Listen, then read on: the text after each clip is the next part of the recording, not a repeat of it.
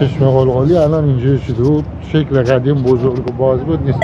الان خدمتتون میریم الان فعلا در حال حاضر مد نظر ما قله‌گوش شد. دوستان این آبی که دارید میبینید اینجا این مال برف اون بالاه. مسیرهای کوچه باقیه قله‌گوش.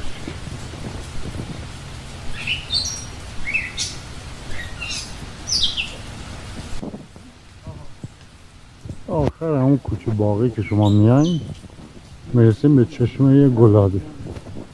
چشمه گلابی به فکر شکلش مثل گلابیه، برای همین اسمش گذاشتن چشمه گلابی که باید بریم رو خط و رفت.